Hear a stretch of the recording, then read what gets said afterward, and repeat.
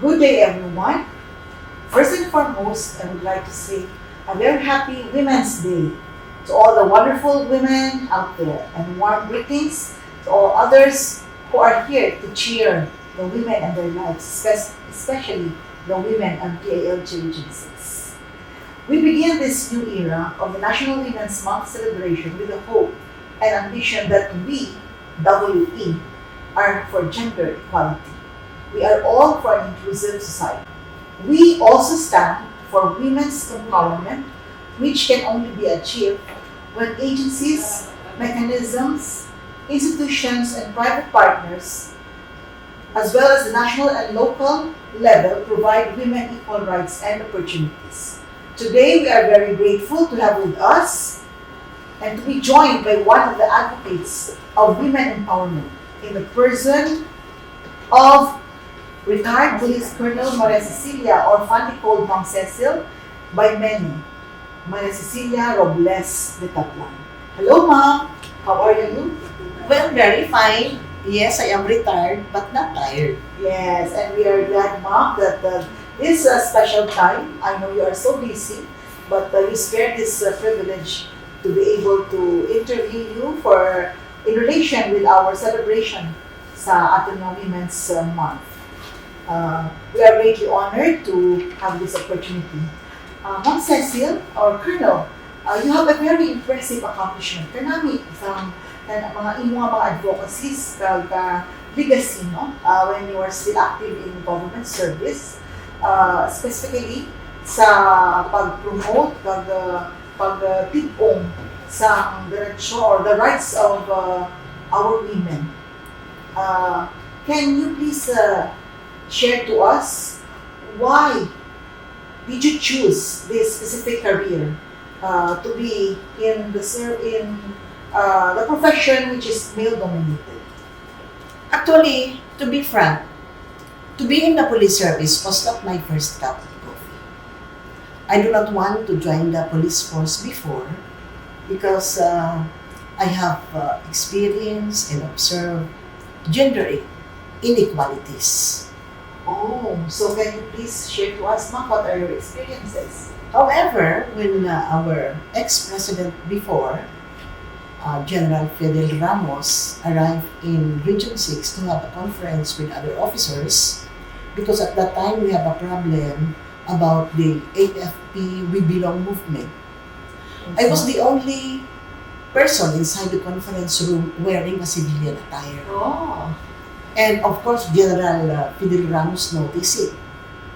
And I saw both of them, the regional director and General Ramos, talking to each other and looking at me. Oh, ikaw ang topic nila mo. Silipon ako gid ng topic. Ikaw, man. And right after the meeting, I was called by the regional director, General Guzman, and told me that General Fidel Ramos wanted me to be in the police service. That's exciting. Yes, but I said no. No. But General Guzman said, wala kang magawa. Yun ang gusto ni Chief PNP. So whether you like it or not, you will like it. And then when General Ramos went home, kasama si General Guzman, and after a day, dumating balik si General Ramos, he handed to me my appointment as patrol woman. Ay, grabe. So I did not apply. I was handed my appointment as patrol woman. The silver platter. And then told me, you prepare for your off-taking tomorrow. So I took my oath alone. I have no relatives, family. My husband is not around. Only in the presence of our personnel division chief. So that's the story. As a good soldier, obey first before I you was not obey. a soldier before, Yes, not a PNP before. But I cannot say no because I have already the Appointment appointment. paper. Instead of a civilian employee, I am appointed as patrol woman. So grabe, no? It's new. Mean to say, Ma'am, you di ba natin mga ambal nga fate mo o kapalaran, but Kapalaran. believe na dira ka masulod. So, Ma'am, Yes, but despite I do not like to be in the police service, but when I was already in the service, I learned to love my job.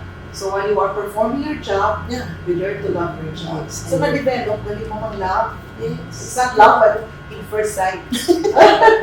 So, following that, ma'am, while in the service as a police officer, have you encountered challenges in the performance of your function being a woman police officer? Oh my God. Challenges? Very many. Because during that time, wala pa ang ginatawag nato na gender equality. Yeah, precisely. Correct. It was only introduced during the time na lumabas yung Republic Act 7192 or the Women in Nation Building Yeah, Act. the win. That was the time na the gender equality was introduced. So challenges, I always encounter problem because I always speak my mind. I always speak my mind. I cannot be put in silence. So, meaning to say, ma'am, mag-ahog ka rin dyan. If I am in the right place, may reason, a voice out to them. That's it. So, thank you, ma'am. Do you think, ma'am, being a woman is an issue in the delivery of your service as a police officer? Before. As a police officer. So, before. Before. So it But was really not an issue. after. Later na sang na-introduce niya ang gender equality. No more issue about that.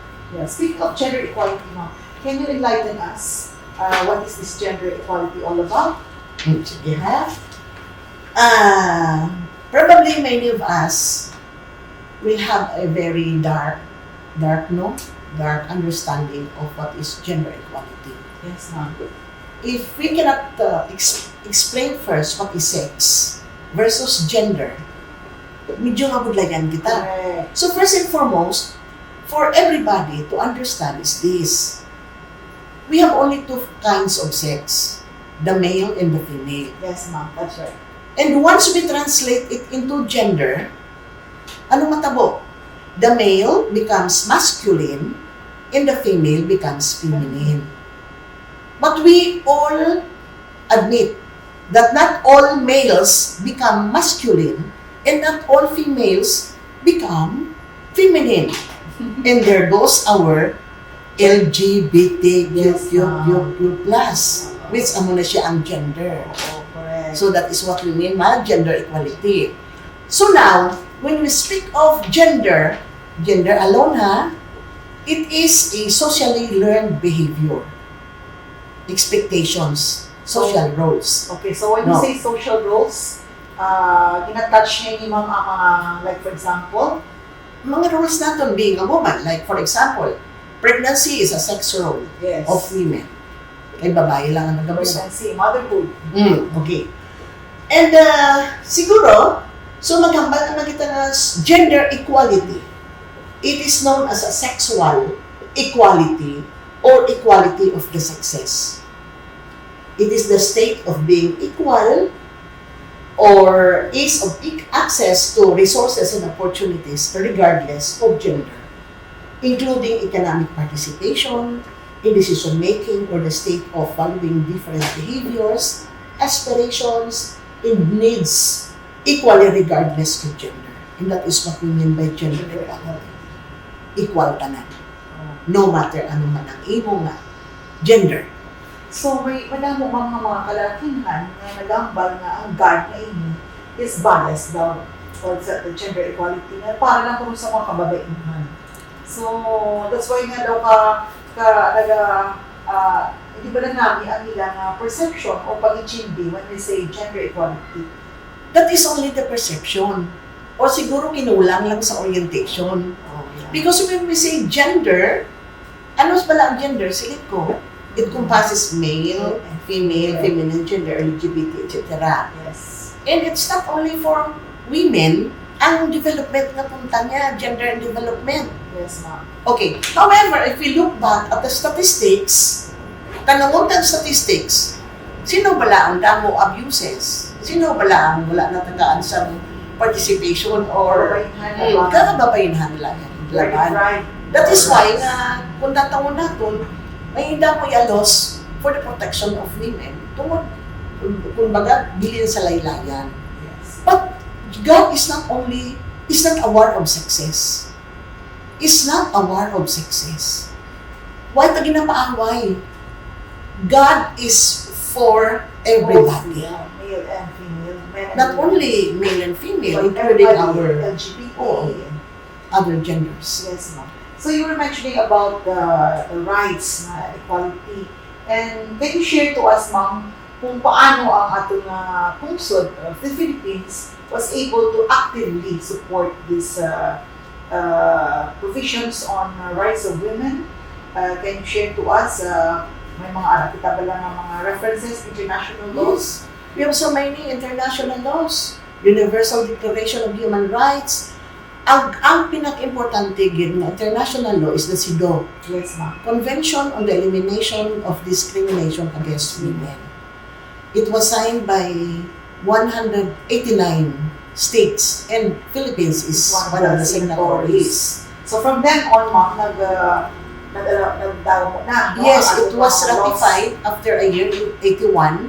It was ratified, and CEDAW now is part of our laws Yes. in the Philippines. Yes. And here comes different laws, Magna Carta of Women, 9262, Violence against women and their children, ay, SEL. damo Yes. na gid ng mga laws and Yes. draws out from CEDAW. So, kanami mo nga lang ulit sa ating mga na-learn man sa mga about these rights. But, isa mong pamangkot nga, gusto gid sa tanan mabalaan, how do you define the word woman? Or what is a woman to you? A woman for me is priceless. As what Pia Wurtzbach, our Miss Universe, what year was that? Said that a woman is a God's gift. God's gift. That everyone must appreciate. Ang ginamba na. Tapos, ang sugpon is, why? Because the child came from a woman, a mother. Yes. Mo ginang explanation ni Pia Wurtzbach. So from the time the woman conceives and delivers a child, she shows what is sharing, caring, and loving is all about. And including sacrifices. Yes, ma'am. So being a woman means being strong. Huh? Because you will find that your womanhood will need that strength in accomplishing goals, and of course we never settle for anything less. For the best. Well, for the best, because you are a woman. Well said. So, you mentioned, ma'am, a woman should be strong. So, regardless of our storms in life, we have to remain strong. Ma'am Cecil, all of us know that you have already retired from the service. In what year was that? 2012. So, in 2012. Ma'am, what kept you busy now these days? Are you still in for the advocacies of women? Or can you share to us your present Yes. A year after I retired, 2013, I gathered all my friends and we put up an NGO, a non-government organization, that caters victims of human trafficking.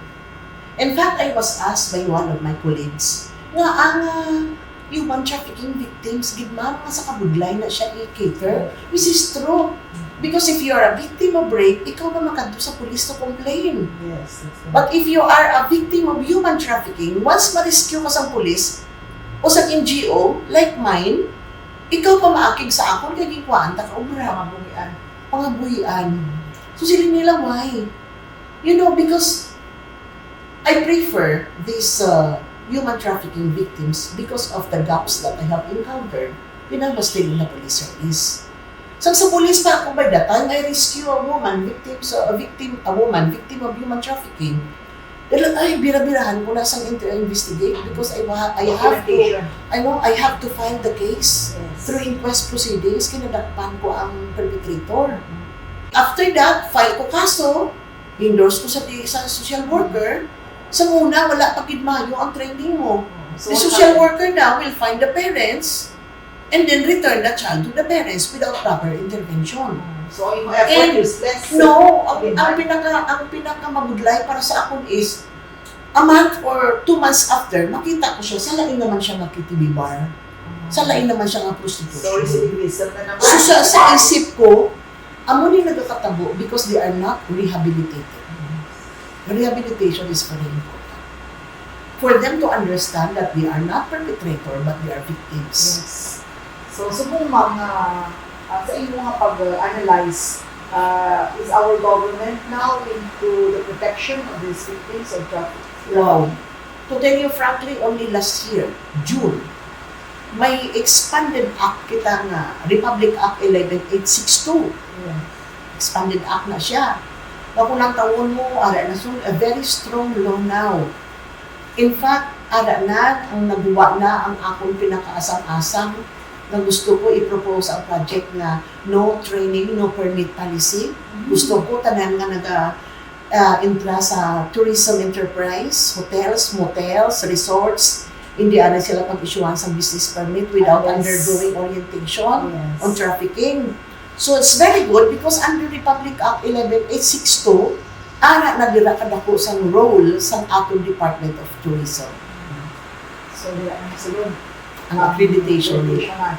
Accreditation sa mga tourism enterprise na they have to undergo orientation first about human trafficking para ma-avoid natin because it starts from ano man nagdala sa hotel hotels. Yes, ma'am. So, kanamin mo na at this point we are enlightened some significance how to treat some victims sa ating anti-trafficking. Ma'am Cecilia, we are curious. You are awarded with this Council of Women's Club in the India as an outstanding, we are awarded woman. So, can you please share to us, ma'am, why of all women in the world you were conferred? I am not the only one. Pulo kami. I am just one. Yes. So, okay. So, what are the accomplishments now that led you to garner this award?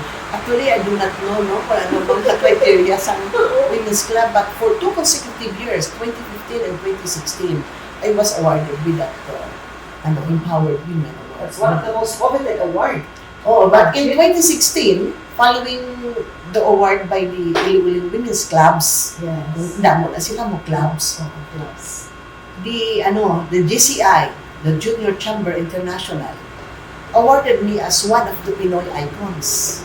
And I received an award, which is called the Teresa Magbanwa Award, because of my track record on helping victims of abuses na women and children victims of it. So that played a very important role when you see advocacy, your campaign, and your heart is into it. You can feel that ang ginagawa mo mga passion, and even until now that you are already retired. By the way, Ma'am Cecil, on a more personal note, would you mind sharing to us who is Maria Cecilia DILG Talks, and how would you like people to remember you as a woman? Wow. Maria Cecilia DILG Talks, of course, is a woman per se. Yes, A ma'am. wife, a mother. And if you ask me how would I like to be remembered, Yes, ma'am. for my previous colleagues, I want them to remember as their mentor. As a mentor. Mentor, okay. And that's what I did when I was still in the police service. And probably the reason why most of my men before are now officers. Occupying positions, good positions, high positions in the PNP. And sometimes I am very much elated. Elated, Yes, ma'am. You work for it. They would normally say, it is with pride that they learned a lot from me, particularly in terms of leadership and management. So that's a legacy that is priceless, Ma'am Cecil. The feeling that you have mentored lots of your colleagues who are now occupy na sa kalkas na position. Officers na sila halos. Officers. Ma'am Cecil, we are curious with all your achievements as a woman advocate, as an ideal public servant, who is your ideal woman and why? For you, who is As your for ideal my woman? ideal woman, I have many in mind, especially those who mentor me to become what I am today. Yes, ma'am. But generally, I have one. And who is that blessed one? You want to know? Yes, ma'am. We all But want I to have know. one ideal woman whom I admired most, and probably others too. Of course, I have not seen her, but I have read a lot of books about her. She's our very own. She is dubbed as the Visayan Juan. Oh, It's Teresa Magbanwa. yes. She's from Pututan. I think I know us. I've not heard about Yeah, her. the only female general during the time of war under the commandship of General Martin Delgado, who fought especially in Capiz, and after winning the war in Capiz against the intruders, Yes, ma'am. and also in Sara, including Haro. So I think For you, it's a female general who led Filipino troops in the war against Spanish and American troops when the war broke out in Iloilo. Teresa Magbanwa is credited as the only woman to lead troops using the bolo only and riding on a white horse. Ano siya, no? In the Visayan area during the first revolution. time ko na nabatian, ma'am. Yeah. She is also known for her fight against abuses of women and children. You see? Abuses against women and children. You know what happened? When the husband died, she sold her property To help. to be spent by the guerrilla, mga atong mga soldado sa una, and especially victims of abuses. So it's a selfless Spanish, sacrifice. mga Spaniards sa una, including women and children. So ginasto niya, binaligyan niya luta niya, mga property niya, para lang mabuligan ang mga kabataan, kababanihan na biktima sa revolutions. So I think for Teresa Magbanwa, Ma'am Cecilia, as I would consider her the first advocate, I think, Yeah. of women's rights. And look at this. Kung nataon natin, she was the first to introduce the gender equality. Di nga, babae siya. Oo. Pero Oo. she led the troops in fighting against the Spaniards. But sad to say that we have not heard a lot about her. And some hero. Except me, probably. Yes, ma'am. Personally, it was the first time I heard of that Maria Teresa Magbanwa. Magbanwa. And And she is from Pututan, Pututan, Iloilo. So, And iyal ko din na siya. so, siguro we can make research or make that part of the history. Yes. So one last question, ma'am, or say, hindi man question, but siguro, on this special month, which is the celebration of Women's Month, can we ask you to share to us some of your brief thoughts to encourage or motivate all the women in DILG Region 6 and also all other women who are probably joining us today? Okay. For women in the DILG, well, I would like to convey these thoughts. Siguro ang mga masigay ko. Please be a mentor and not a tormentor. Oh, be a mentor and not a tormentor. Yeah. Why? Self-explanatory. Yes, tormentor, you know. And for other women out there, please stand for your right. And our theme for this year is we are all for gender equality. Yes, we are all for gender equality. And the word we there is not only a pronoun, but it means women empowerment. Yes, ma'am. So, we are so thankful and we are blessed, no, to have this wonderful woman with us, no? Ma'am Cecil, my friend. We were together when I was still a DILG officer in Kapon. and she is our favorite mentor, resource speaker when it comes to women advocacy, women empowerment. So thank you so much, Ma'am Cecilia. May God bless you more, especially the video. And we hope and we pray that more women will be blessed and will benefit some expertise when it comes to the protection of the rights of women and their children. So, as the saying goes, never underestimate the power of a woman. So, thank you very much, retired Police Colonel Cecilia Col Detablan, for sharing with us the glimpse of who you are as an empowered woman. I'm sure everything that you have shared with us will also motivate us in the government sector to become the best version of ourselves. Thank you, everyone. Happy Women's Month celebration. God bless. Before we end this talk show, we'd like to present the certificate of appreciation as a token of our gratitude. It is presented to Police Colonel Maria Cecilia Detablan, retired, for sharing her invaluable time as a guest sharer on women empowerment and gender equality during the DILG Region 6 region-wide flag ceremony and 2023 Women's Month celebration this March 6, 2023. Given this 6th day of March 2023 at Iloilo City, Philippines. Signed, Chodora P. Sumagaysay, Censor 5, Provincial Director, DILG Negros Occidental.